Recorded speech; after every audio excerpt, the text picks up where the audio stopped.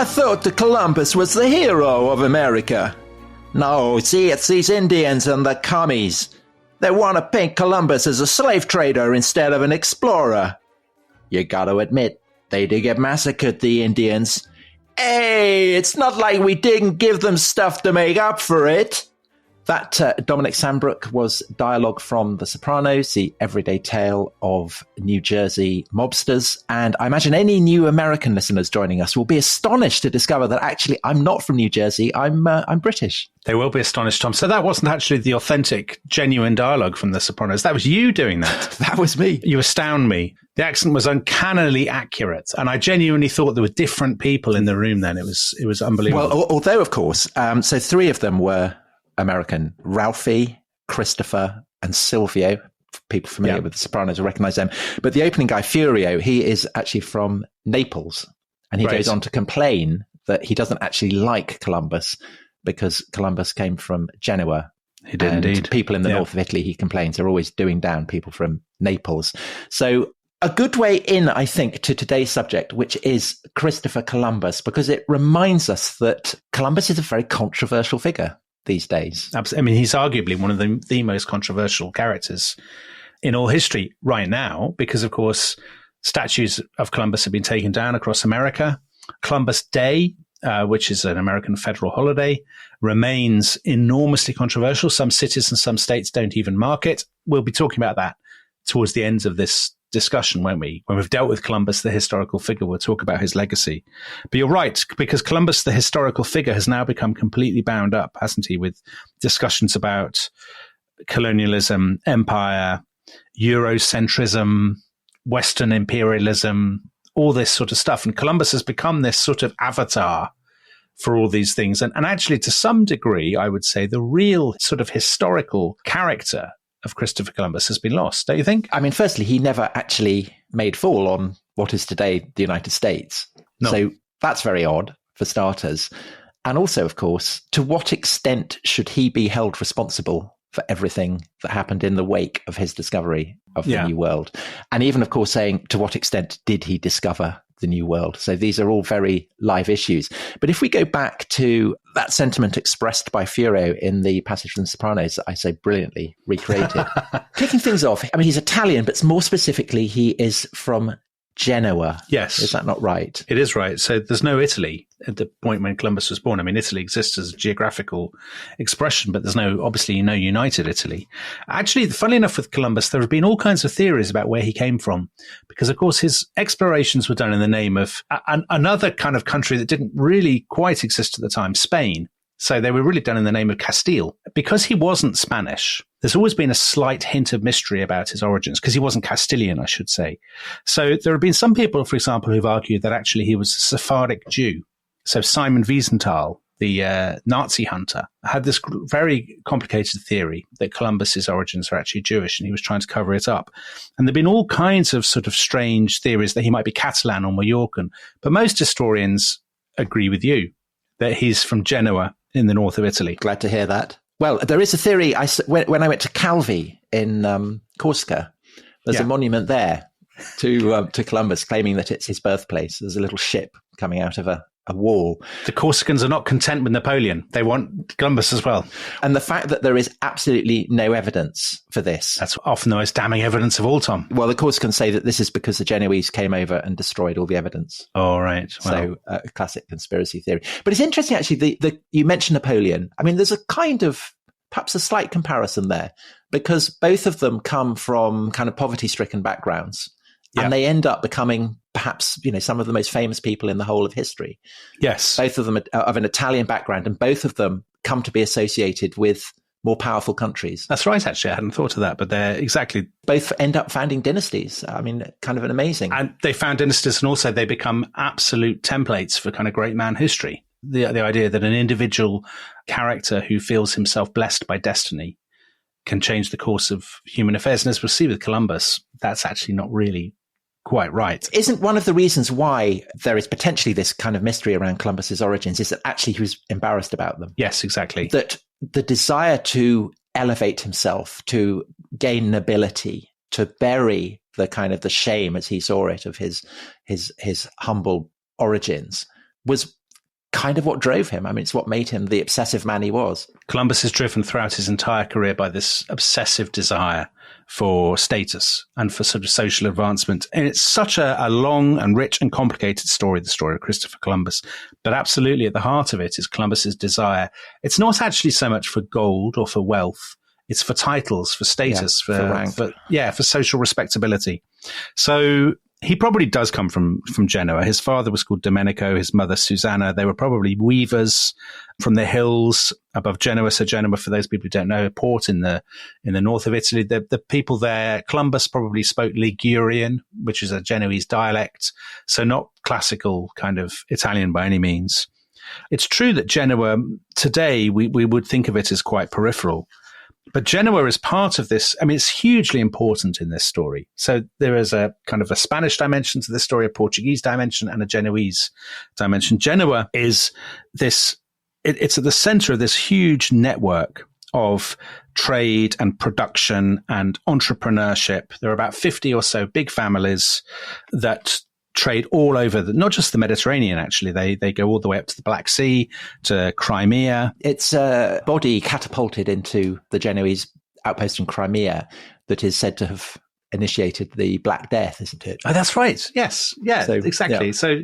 So that it's along those networks that the bubonic plague travels a century or two before Columbus is born. So the Genoese had initially, a lot of their interest had been in the east, so in Constantinople, in Crimea, as we were just talking about. But with the sort of Ottoman Turkish advances throughout the 15th century, the Genoese are now looking much more to the west.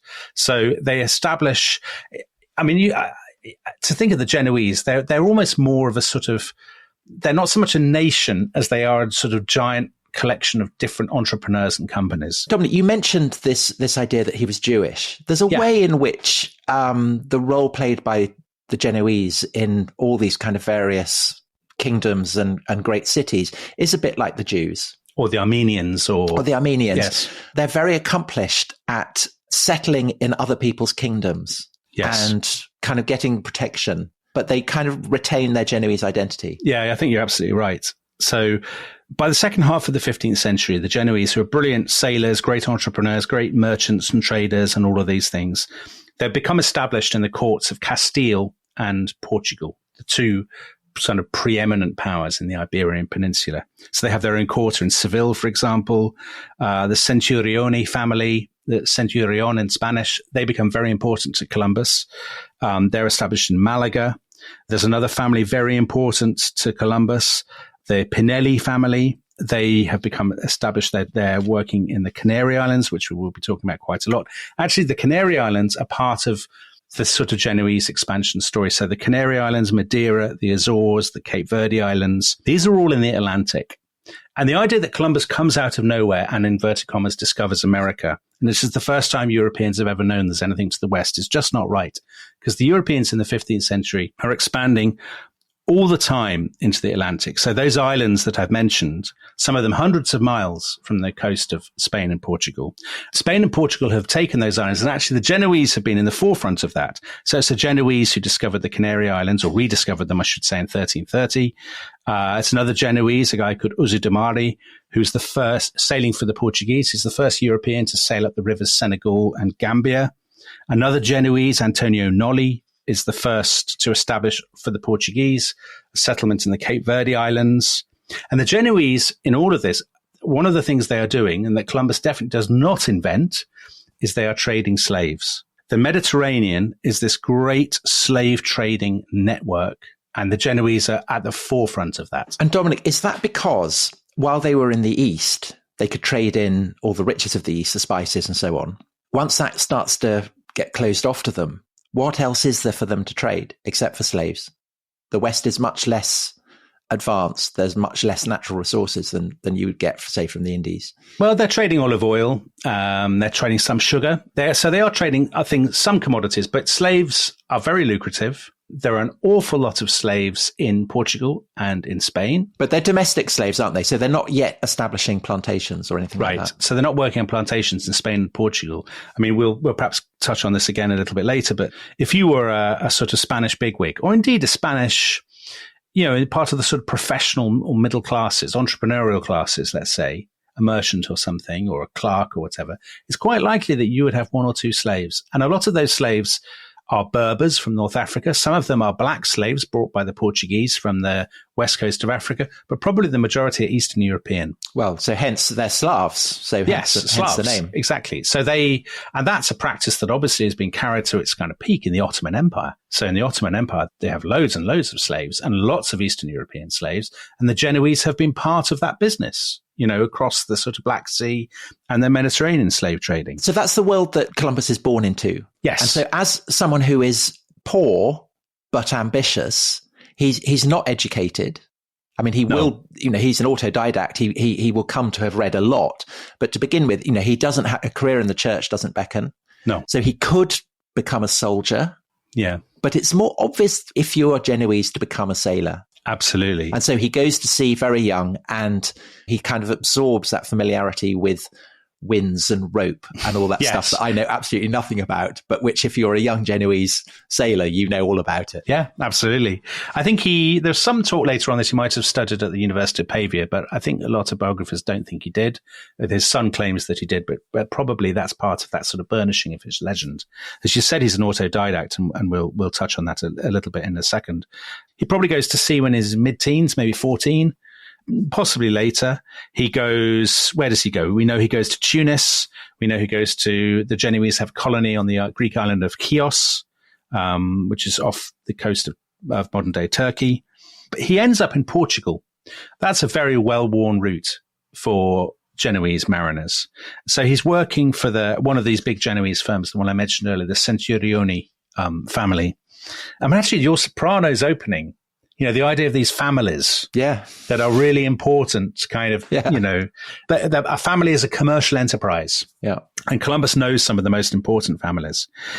So the Portuguese have established plantations in Madeira, and they are already employing black African slaves in Madeira. So again, the idea that Columbus is the guy, as people sometimes say, he's the guy who institutes the practice of bringing black African slaves across the Atlantic to work in plantations. The Portuguese are actually already doing it. And he probably would have seen that when he went to Madeira. And so, Dominic, presumably to begin with, his sailing has been done within the Mediterranean, so inside the Straits of Gibraltar. But now Portugal is an Atlantic-facing power. Yes. So he is starting to become familiar with the winds, the currents, all that malarkey of the Atlantic. Am I right that he sails both very far south and very far north? So he sails all the way to the kind of the Gold Coast of Guinea and all that kind of stuff in the south. And then he does this extraordinary voyage. He visits Bristol. He goes to Galway in Ireland. Yeah. And he goes all the way to Iceland. That's absolutely right, Tom. So he definitely went to West Africa. The Portuguese are very busy in West Africa. The Portuguese have a business model that the Spanish do not follow. So this is why it actually really matters that Columbus ends up sailing for Spain rather than for Portugal. So the Portuguese business model is they will establish trading posts, fortresses, but they don't tend to settle. So the Portuguese have this very famous sort of slaving fortress called Elmina on the Gold Coast, Guinea, and they are basically buying slaves there and shipping them to Madeira. Columbus almost certainly visited that, and he would have traveled on these very innovative Portuguese ships called caravels. We know all about them, don't we? Of course, that famously, Tom, have triangular sails, triangular rigging. Perhaps you'd like to explain to the listeners what the advantage of a triangular sail is. You're so predictable that you think you would. I thought to myself, Tom will ask me some snide question about triangular sails to try and expose my ignorance. Have you mastered it? Well, it's all a question of lateen rigging, Tom, as I'm sure you know. So they've picked up the practice of lateen rigging from the Arabs. Lateen rigging means you do have triangular rigging rather than square. It means you're quicker. It means you're more maneuverable. So you didn't think I would be prepared for this. No, I feel like the Romans blundering into an ambush set by Hannibal. A German forest. That's what it is. Yes, exactly. It's the Battle of the Teutoburg Forest. That's what this episode will be remembered for. I'm glad you've sorted it. And the winds are very important, and we'll come to them. They're terribly important. But you mentioned about going north. He does go north. He goes to Iceland and he goes to Ireland and probably to Bristol. And at this point in the 15th century, there's a lot of sort of gossip about whether there could be something to the west. So people talk about an imaginary island which they call Antilla, hence that's where we get the word Antilles from. And that, very importantly, is supposedly to have been settled by Portuguese refugees from the Arab invasions of Spain. Yeah, exactly. So this idea that there is a Portuguese settlement somewhere out there. I mean, these may be, who knows whether some of these things may be kind of folk memories of the Viking expeditions. Contact with Greenland was probably lost only a generation or two before Columbus was born. So it's possible. But the other island that people think is out there is an island called Brazil. Yes. So people have a sort of fantasy of Brazil before Brazil itself exists. The derivation is different, I think. So Brazil today, as in Pelé and everything, derives from the name of a tree that apparently gives a red dye. Some people think the tree is named after the legendary island. So actually it became self-fulfilling. But the Brazil that people in the before the discovery of the New World are talking about is set in the North Atlantic. It is indeed. And it reflects these kind of traditions that people in Bristol, perhaps, there's the idea that sailors from Bristol perhaps are going to Newfoundland or even before Columbus discovers America to go fishing there. Might Columbus have picked up reports of Greenland and maybe even Vinland in Iceland? I mean, if he's gone as far as Iceland, why wouldn't he have picked up rumours of something out there to the west? And then there's this extraordinary detail that he reports having seen flat-faced castaways in Galway that he thinks might have come from Cathay. Yeah. And he cites as well a note of Indian merchants who supposedly had come ashore in Germany in the 12th century. So he's obviously starting to kind of pick up these maybe folk tales of people coming across the Atlantic from, as he sees it, Asia. Because that's the key, isn't it? What does he think might be out there? Well, that's the thing. I think there's lots of speculation at the time. And I think we don't have much of a sense of Columbus the man at this point. You know, he's, what is he, late teens, early 20s. We know he's a Genoese mariner. That's all we know. But we do start to get a sense of him. He's the sort of 15th century equivalent of somebody who spent an enormous amount of time in his bedroom reading strange forums on the internet, don't you think? Yes. You know, he's picking up everything he can from kind of in presumably sailors' taverns and on ships. And he's fascinated by this idea of Asia, which we'll come to in a second.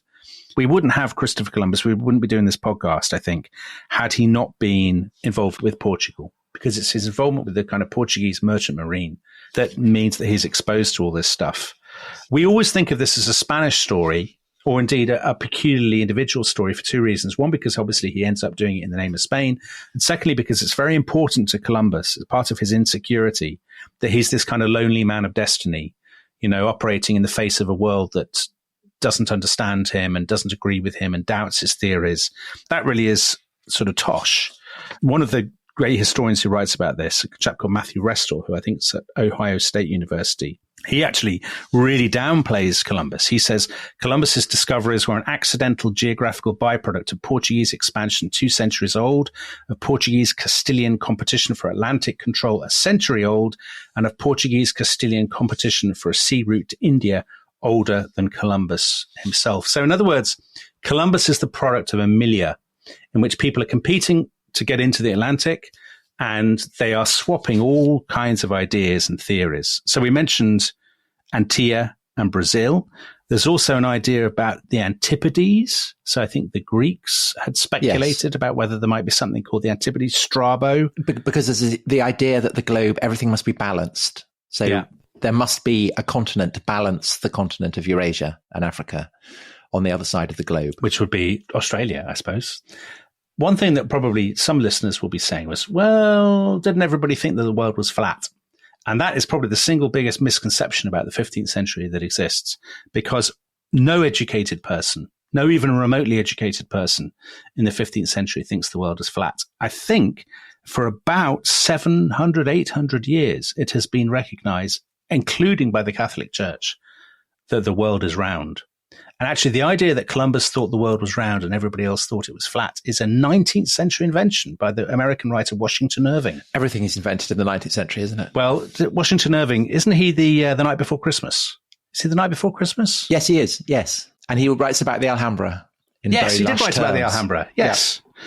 So no, people think the world is round and they think there might be something out there. And the idea is are sort of changing hands more quickly than ever because, of course, printing has been invented. So in 1450, Gutenberg has invented the printing press. You got the first printed books in the Iberian Peninsula by about the 1470s. So Columbus is living in a world of books where he can read up on ideas and rumors and all of these things. So in the 1480s, he actually becomes a book dealer, right? Yes. He kind of stops doing his navigating and things.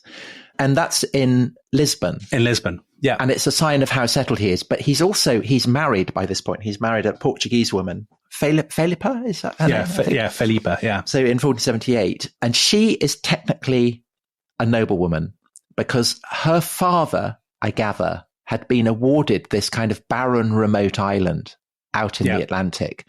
And this seems also kind of very, very important insight into Columbus's character, but also the mood of the time, because there is something chivalric about these explorations going out into the sea. And Columbus, as a bookseller, presumably would have been very fired by that, because there are all these romances being written and being published in which kind of the equivalents of knights errant are going out into the sea and having spectacular adventures and winning island kingdoms. And again, you can see that this is part of the swirl of the cultural context that must be influencing Columbus. This idea, his own father-in-law has made himself the lord of a barren island. So why shouldn't Columbus? Definitely, Tom. I couldn't agree with you more. So the most famous of all those chivalric romances, which is Tirant le Blanc, which is in Valencian, that appeared in, I think, 1490, so 2 years before Columbus sails. And he's absolutely part of that milieu. So they're stories about people. They knights venture out and they fight giants and they meet people with no heads, with their heads in their chests or whatever. And Amazons, they're obsessed with Amazons. Yeah, Columbus is obsessed by Amazons, isn't he? Well, he's told at various points, people are always being told. Hernan Cortez, when he went to Mexico, was specifically told, find out where the Amazons are. I mean, this is people don't think the Amazons are made up. They really think they're out there. And we can sort of laugh about this because, we know better, as it were. But there's a tremendous sense of excitement. And I mean, enlightenment is the wrong word, but there's a sort of questing sense to it, isn't there? There's something out there. It's an intellectual as much as a physical challenge to work out what is there. So Columbus, he is a deeply religious man. I mean, he is intensely pious. And if you miss that side of him, you really miss what makes him tick. So he's very serious. I'm not going to miss that, Dominic. No, you're not going to miss it. I'm worried about the listeners, Tom. I'm not worried about you. Could I just mention about his name? Yeah. I think I'm not the only one. Of course, others think this as well, and I'm merely following in their footsteps. No, Tom, this is based on your own close research, right? But it did strike me, even before I had this assumption confirmed by reading up on it, that his name must have had an influence on how he saw his destiny. Because Christophoro, it's Christopher carrying Christ, the giant who carries Christ on his shoulders. The idea that across water, the idea that you are taking Christ across water. So that's implicit in one name. And Columbus, Latin for dove. Yeah. And the dove is the symbol of the Holy Spirit. The Holy Spirit is incredibly important to Columbus because he comes to identify with the Franciscans, the order of friars who are founded by, obviously, St. Francis. And they are very, very enthused by the idea that there have been three ages, the age of the Father, the age of the Son, and now that the age of the Spirit is dawning. And I think Columbus sees himself as the embodiment of that idea, the idea that perhaps a new age is dawning and that he is destined by his name to play a role in it. I mean, do you think, that's that kind of mystical sense of his destiny? Oh, he's definitely got a mystical sense. So later on, actually, you know what bears out your theory is that later on he starts signing, after he's gone a bit mad. He's gone a little bit mad later on. He does sign his letters, the Christ bearer or the Christ carrier. That's so that thing about his name, Christopher. Also, the Holy Spirit, isn't it the Holy Spirit that moves upon the waters? Yes. Something like that. So yes, it does. Like Columbus. So anyway, he's reading his Bible. He's reading religious stuff. He's also reading, he's reading lots of different things. So he probably reads Marco Polo. Marco Polo, of course, claims that he has been to Cathay, to China. And Marco Polo has all sorts of stories about people with the heads of dogs and Amazons again. He says what he calls Chipangu, Japan, is about 1,500 miles. Because Marco Polo is the first European who is aware of the existence of Japan. Exactly. And he says Chipangu is about 1,500 miles east of China. And so people at that point start thinking, well, if it really is as far away from China as that, we could use it as a way station. We could sail west, we'd get to Japangu, and then we'd go on to Cathay. So he's reading that. He reads a really, really important book by a guy who had previously been the confessor to the King of France, who was a guy called Pierre Dailly, called Imago Mundi. And this French bloke says, I think you can cross the Atlantic. I think it is possible. I've worked out a way to do it. Is he the guy who argues that the world is smaller than people had thought, and therefore it's possible? Well, he's one of a whole number of people who are making that kind of argument. The one who is most famous, the most influential on Columbus, is a guy from Florence who is called Toscanelli. And Toscanelli gives him, or Columbus gets, a load of Toscanelli's letters. Toscanelli has worked out that you can sail west to China because exactly that. He says the Atlantic is not anything like as broad as has been thought. That actually these people saying Marco Polo had massively overestimated how far away China was from Europe. So he'd put hundreds and hundreds of miles onto the distance. Now, if that is the case, if Eurasia is much bigger, then almost by definition, because people have a vague sense of how big the world is, that means the Atlantic must be smaller.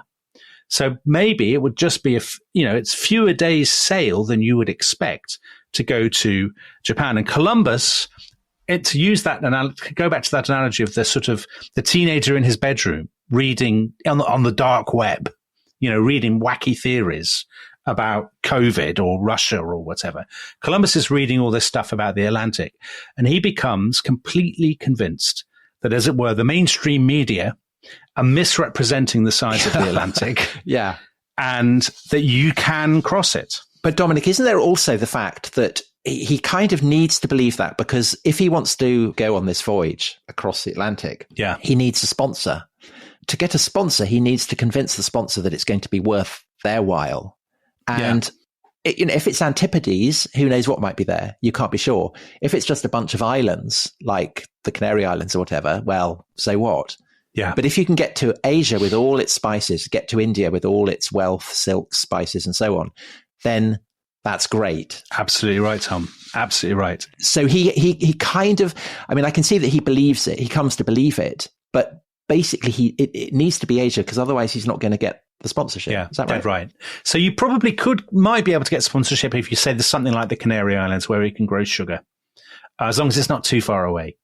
But you're absolutely right. If it's another continent, well, who knows what's there? Who cares? It's a lot of money. But if it's Japan and China and the Indies with all their spices, which people absolutely know are there, and they know that this stuff is very valuable, then of course that's much more attractive. He absolutely needs state sponsorship. He's like a man dreaming of a tech startup or something who needs state sponsorship, not just because he needs the sort of, as it were, the venture capital, but there's no point getting to somewhere and then not being backed up by a state, because somebody will take it from you straight away. You need a state to defend it, to say, this is our concession, this is our trading port, whatever it might be. And so the question then becomes, which state? And I think we should take a break at this point. And when we come back, let's look at how it is that Columbus comes to get the sponsors that he ends up with. We'll be back in a few minutes. This episode is brought to you by Rocket Money. Tom, we often talk about how to organise our finances. I'm very conscious that I'm paying for a lot of mad subscriptions. And there's one thing that we've talked about often on this show. It's the thing that we probably hate more than any other, and it's a hidden fee. I would love to get my finances under control. There are all these things piling up on our bank statements, and I think I need to fix this problem. I need to sort this out and to stop this. My finances are so chaotic that I need this app. So I'll tell you what it is. It's called Rocket Money. It's a personal finance app that helps find and cancel your unwanted subscriptions. It monitors your spending, and it helps to lower your bills so that you can grow your savings. With Rocket Money, you can track all of your subscriptions, and you can easily cancel within the app with just a few taps, saving you time, avoiding charges. And you can also set budgets and goals and get personalized insights and regular reports to track how you're doing. They will even send you real-time alerts for large transactions, upcoming bills, refunds, and even low balances. So let Rocket Rocket Money help you reach your financial goals faster. Join at rocketmoney.com/ishistory. That's rocketmoney.com/ishistory. rocketmoney.com/ishistory.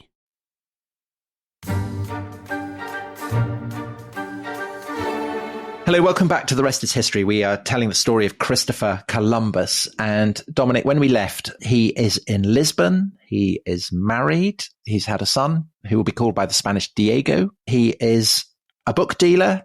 He has a background in sailing, both in the Mediterranean and the Atlantic. And he's starting to get this idea that perhaps it's possible to cross the Atlantic and get to Asia.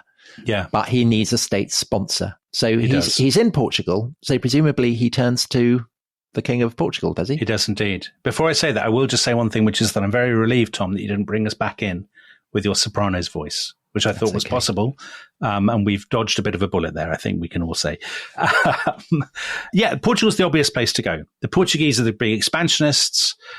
He's in Portugal. He has Portuguese connections. So he goes to King João II. Friend of the show. Very much a friend of The Rest is History. We did a whole series about Portugal and the Age of Discovery last year. So if you haven't heard that, do check it out.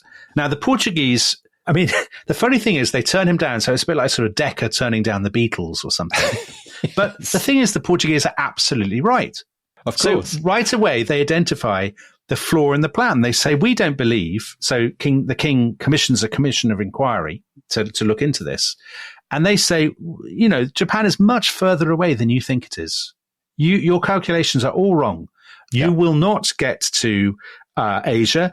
No expedition can be kitted out with enough food and water. No crew will stay kind of quiescent for so long. Yeah. And in all that, the Portuguese are completely and utterly right. And Columbus, ironically, is completely and utterly wrong. But also the Portuguese have understood that the best way to get to India, which is really where people want to get to, is going down the coast of Africa, around the Cape of Cape Hope. And that's the focus of all their energies and efforts, right? The Portuguese are too successful for Columbus because their eastward voyages, their voyages around Africa, are incredibly lucrative. They're going great guns down there, sort of Bartholomew Diaz, Diego Cao, all these people going around the Cape of Good Hope. This is all an absolute triumph for them. Why are they going to throw away a load of money on an expedition that, as their own experts say, is completely is crackers? Well, they see Columbus as a crank. I suppose he is a crank. Well, he is. Yes. Yeah. I mean, this is the irony that he's both a visionary and a crank. Yeah, that's just what I was going to say. He's a visionary and a crank. Exactly right. Exactly. Kind of Elon Musk-esque, only not as rich, obviously. Yes, a much less rich and more Italian Elon Musk, I think it's, if you can imagine that. So where does he turn next? He turns to Castile. So Castile is Portugal's kind of rival on the Iberian Peninsula, really. Castile has been united with Aragon, another Spanish kingdom, through marriage, the union of the crowns of Ferdinand of Aragon and Isabella of Castile in 1479.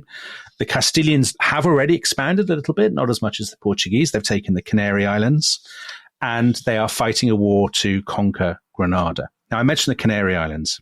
That is, again, this idea that Columbus comes out of this kind of clear blue sky is not right, because the Canary Islands are kind of like an experiment. They're like a laboratory in which the Spanish colonization of the Americas is already, in a weird way, underway. So they're using private finance. There are arguments on the Canary Islands. Should we convert the indigenous people to Christianity or should we enslave them? And they've imported an alien crop, sugar, and started plantations right there in the Canary Islands. So there in embryo, you can actually see so many of the patterns that will change life in what's now Latin America forever. But also, you can see patterns that will change, that will be introduced to America within Iberia itself. Because you mentioned the war against Granada. This is part of an ongoing process that has been lasting for centuries. The Reconquista, the attempt to reconquer vast swathes of Spain that have been conquered by the Arabs way back. And it's been a very, very successful, if protracted, process. And now there is this one kingdom left, the Kingdom of Granada, which actually has been very, very, keeping Granada in one way makes kind of better financial sense for the Spanish monarchs, Ferdinand and Isabella, because the King of Granada has access to all the gold that is coming up from the Muslim south. And so he can pay this as tribute.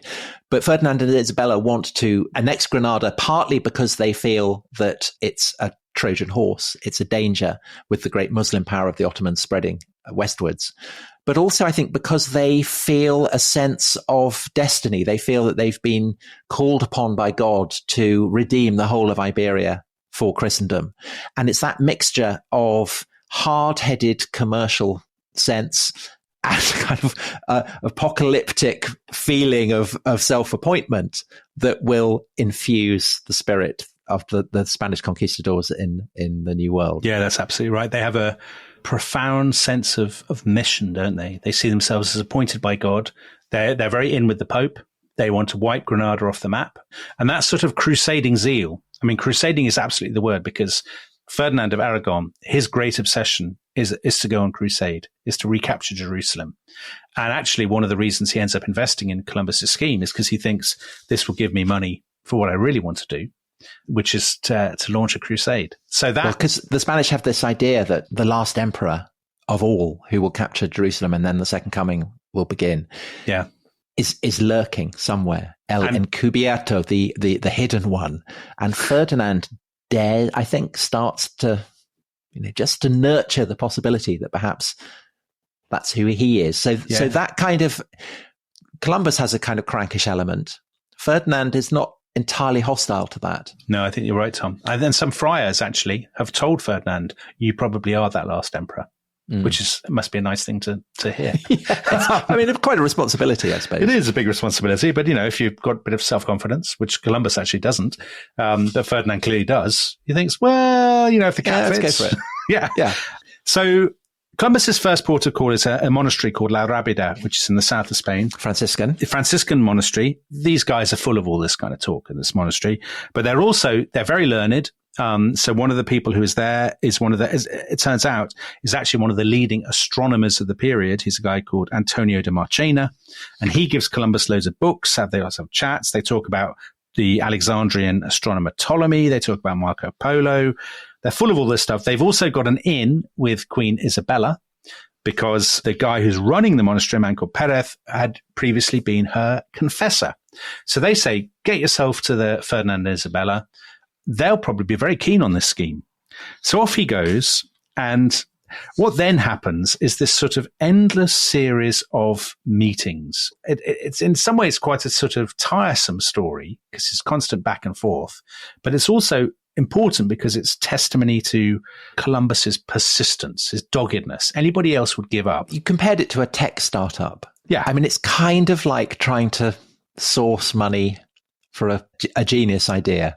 But you have to have endless meetings, endless board meetings with investors and all that kind of stuff, and the humiliation of it. Yeah. And Columbus is absolutely happy to put himself through this. So the Spanish court at the time is peripatetic. It moves around, and a lot of the time they're in the saddle because they're sort of prosecuting their war against Granada.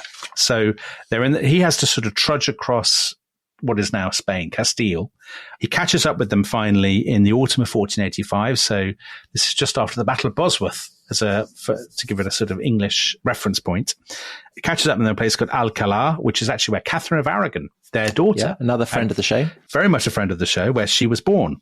There he catches up with Queen Isabella. Isabella is a very, very formidable, serious, and pious woman. Devout. Very devout. And she is, they're interested. Columbus, it seems like he probably shows them maps. Well, so Columbus is unbelievably persuasive, isn't he? Except it doesn't quite pay off at first. No, of course not, because it's a mad idea. But he's got an in. He has got an in, but also he's pushy, because he says right at the beginning, he says to them, I've got this brilliant idea to go over to Asia. I think it can be done. I need a little bit of money, take some ships. What I would like is for you to name me Admiral of the Ocean Sea, Viceroy and Governor, and to make that hereditary. Yeah. So that thing we were talking about in the first half about Columbus's tremendous chip on his shoulder and his obsession with status, he just comes straight out with it. And they're kind of, well, that's quite a big concession for something that might not. Anyway, they're quite distracted by the war against Granada, obviously. So once again, a bit like the Portuguese king, they say, well, we'll have an inquiry. We'll have a big discussion. And while that's happening, I mean, they're quite generous to him. They say, you can stay at court and we will pay you a pension. So, we'll pay your living expenses, basically. That's not a bad deal from Columbus's perspective. So they have this inquiry, which meets in 1486, 1487. The chairman is the Queen's confessor, who's a guy called Talavera, the future Archbishop of Granada. They sit around, they look through all the details, and they say, once again, like the Portuguese, China is much further away than you think it is, and Japan is much further away. We don't think you can go there. Talavera later says, all agreed that what the admiral argued could not possibly be true. And again, they are completely right. This is the thing that tradition says is they refused it because the world was flat. The world was flat, which is clearly not true. Yeah. They don't think that. They understand cartography and geography better than Columbus does, ironically. The weird comparison perhaps is with Galileo, where again everyone laughs at the people who scoffed at Galileo's ideas, but actually Galileo didn't have the proof. All the side of evidence was on the people who doubted him. But Galileo was right, though, Tom. Yes, wasn't he? I suppose that's yes. Okay, yes, I suppose that is a difference. Fair enough. I mean, Columbus, funnily enough, I mean, we're sort of anticipating what we'll be talking about later, but Columbus never ever accepts that he's wrong. I mean, even when he's been completely... He kind of does, doesn't he? I mean, he kind of... Well, he never explicitly admits. No, he never explicitly says it. Yeah, so later on, he's trying to get... We'll come to this, we'll refer to this, I'm sure, in the next episode. He's making his sailors swear that they've actually seen China. And they're actually on Cuba. This sort of thing. And he'll chop their tongues out if they don't. Right. He's completely obsessed by this. Yes. Anyway, they say no. The Spanish say no. Back he goes Dominic, just before he goes back to Lisbon. Yeah. One important thing that does happen in his personal life is that he has a fling with a woman from Cordova called Beatriz Enriquez. And they have an illegitimate son, Fernando, who will go on to become... His wife has died, Tom, to do him justice. Yeah. But he's illegitimate. They're not married. Yeah, that's right. But that doesn't worry Columbus at all. No. He's as devoted to Fernando as he is to Diego. And in due course will legitimize him. Yes. Fernando turns out to be a tremendous man. It's a lovely story, Tom. Yeah. So I just wanted that because Fernando's reports about his father are kind of very important in creating the myth of Columbus. Have you heard the bells, Fernando? Is that, or do you hear the bells, Fernando? Do you hear How does it go? Fernando? Yes. Do you hear the bells, Fernando? There was something in the air that night. There was something in the air that night. Well, that's probably what Beatriz said when Columbus showed up. So he goes back to Portugal. Portuguese are definitely not interested because now Bartholomew Diaz has come back from rounding the Cape of Good Hope in Africa. So at that point, the Portuguese are just like, why would we spend any money at all on your mad scheme? Back Columbus trudges, therefore, to the monastery, La Rábida. It's about this point that we start to get a sense of him. We're getting more documentary reports of him now. So he's almost 40. I mean, I was about to say he's in the prime of life, but some of the prime of life, at least, has passed him by at this point. Time probably is of the essence for him because, going on explorations and things is a little bit of a young man's game. He's anxious, but he is spending the time profitably because all the time he's going back and forth and all the time he's hanging around the Castilian court, he is meeting powerful people, particularly Genoese people. And he's sort of getting in with them, obviously, because they're his fellow countrymen.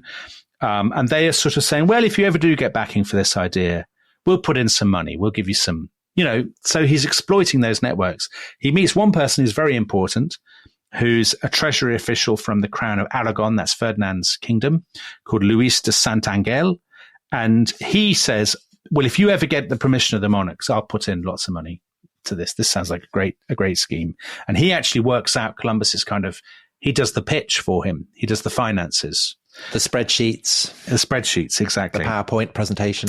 Columbus, by about late 1491, he's kind of close to giving up and he thinks, this is, they're never going to give me the go-ahead. And meanwhile, his brother has been in France and England, hasn't he? That's right. Trying to get support from... So it's quite an interesting... I don't think England are ever going to do it. It's an interesting question about whether France could have done it because France is the great power in Europe. They're perhaps... The alternatives to Spain doing it, the most plausible alternative to Spain doing it, I suppose, is Portugal. But the Portuguese are never going to do it because their eastern ventures are so successful. So I suppose France is a plausible alternative. What makes Spain and Portugal obvious kind of investors is that they can use their Atlantic islands, the Canary Islands, the Azores, Madeira, as kind of transit points. England, you're just sailing out from Bristol into this kind of very grey, stormy seas, and there's nowhere to stop. Well, there's Greenland, and then if they have reached Newfoundland, then maybe the whole course of history would have been different. It would have been focused on North America rather than the Caribbean and the South. Anyway, we're not in the business of counterfactual here. Well, we kind of sometimes are, but anyway, listen. You're right. What does happen is the monks at La Rábida say, listen, have one last go with Queen Isabella. They've almost conquered Granada now. So back he goes. In the autumn of 1491, he gets to a place called Santa Fe in Andalusia, which is outside Granada. And the Spanish have built this extraordinary kind of barracks town for their army. They built it in 80 days. It's in the shape of a cross, the kind of intense religiosity. Yet again, he has to make his case to a committee. You can imagine him. I think it's Hugh Thomas in one of his books, Rivers of Gold, I think, says, you can basically imagine the scene of Columbus getting out these tattered documents that he's been exhibiting around Europe. Yet again, they say, well, we'll have a committee there's this very kind of eerie or perhaps ambiguous response on the part of the monarchs, Ferdinand and Isabella, because Columbus later in his life, he writes to Isabella and says that, I made my pitch to you. And I said that what you could do with the money that you will get from making contact with India is that you can then spend it on reconquering Jerusalem, which of course is what the last emperor is predestined to do. And he says that your highnesses smiled at this. And there's ever since people have debated, why were they smiling? Were they smiling with mockery at the kind of lunatic nature of this ambition? Or were they smiling because, this is a possibility? And I think definitely the latter. You think so? Although the funny thing is, so the committee meets and they don't come to a decision. In the meantime, one of the great landmarks in European history that is then completely overshadowed by what else happens in 1492, Granada surrenders. 2nd of January. Yeah. And Columbus is there. So Columbus says later on in one of his letters, he says, I saw your majesties ride into the city. I saw the flags of Castile and Aragon raised above the towers of the Alhambra. This incredibly resonant scene. The Reconquista is finished. Islam has been driven. Well, the power of Islam, not because there are obviously a lot of Muslims, but the power of Islam has been driven out of the Iberian Peninsula. This extraordinary moment. And then the committee makes their decision and they say, it's a no. Yet again, you brought out the same tired old maps and the answer is still no. And Columbus rides off and he's probably going to France. On a mule, is that right? On a mule, that's right. And he gets 5 miles out of the city to a place called Pinos. It's this very Hollywood moment. A messenger catches up with him and says, the Queen has changed her mind. Back you come. Now, what has happened is that guy I mentioned, Luis de Santangel, the guy from Aragon, the treasurer, he has spoken to the monarchs and he has said, do you know what? It's not a very big investment. And the worst thing is, what if the Portuguese do it? Why don't we just spend the money and do it? I'll put up, the Queen says, well, I have to pawn my jewels. It's a folk legend that the Queen pawned her jewels to find the sum necessary because they have spent so much money on the war in Granada. They are short of money. And Santangel actually says, I'll find the money. Don't worry. We've got a whole load of investors ready to go. Columbus meets up with the monarchs.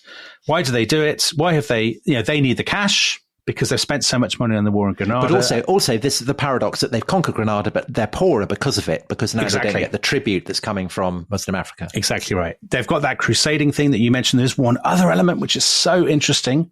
Another reason they need money is they have decided to kick out the Jews. So they've already decided at this point that this is what they're going to do. They haven't published the decree, but they have decided. They decide in the first sort of couple of months of 1492 that they will force the Jewish population of Spain to convert to Christianity or leave. And the Jewish population of Spain, there are lots of merchants, there are traders, there are artisans, financiers, doctors, and so on, well-off people who are important to the financial success of their kingdom. So with them gone, because a lot of them obviously will go, the need for Ferdinand and Isabella to get their hands on some cash is more important than ever. And if by some miracle Columbus is right and he can get to Asia, so much the better.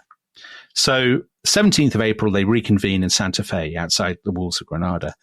And they say, fine, you can be the Admiral of the Ocean Sea. It will be hereditary. You can be Viceroy and Governor General. You can be Don.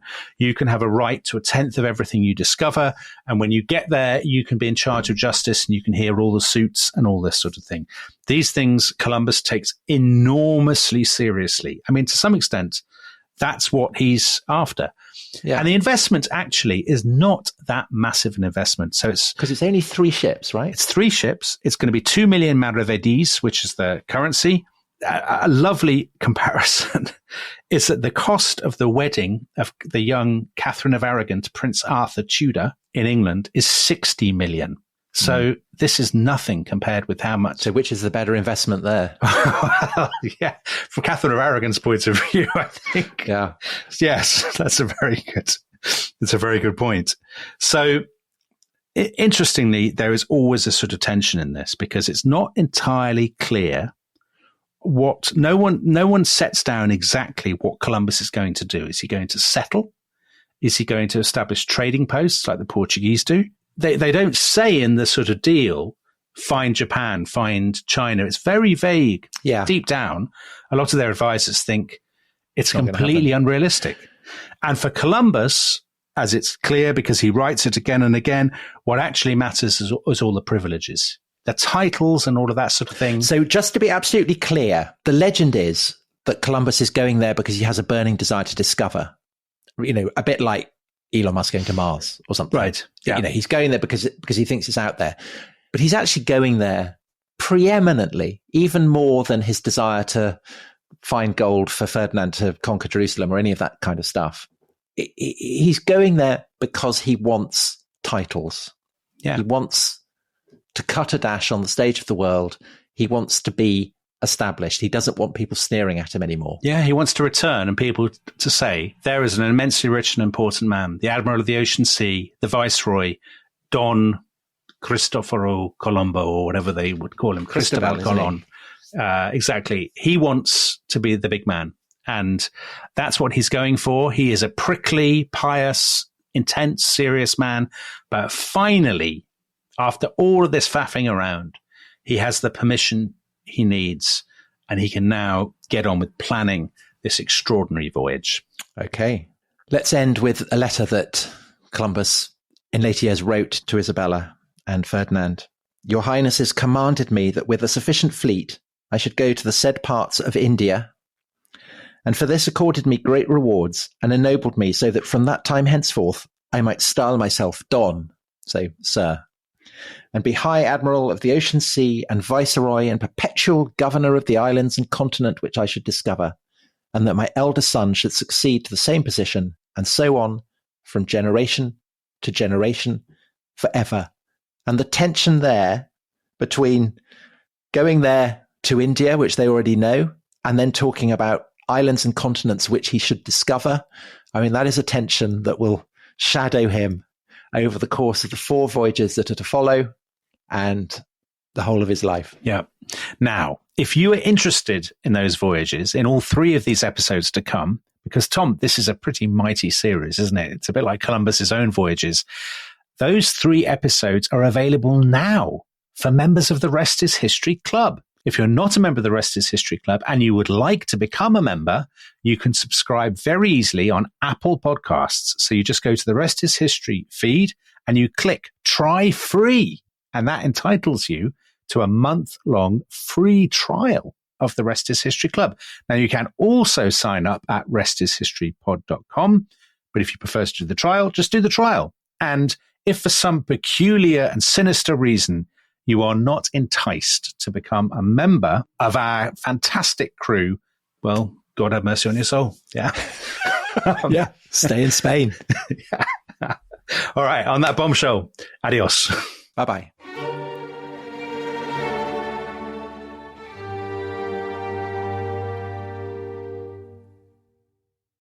Thanks for listening to The Rest is History. For bonus episodes, early access, ad-free listening, and access to our chat community, please sign up at restishistorypod.com. That's restishistorypod.com.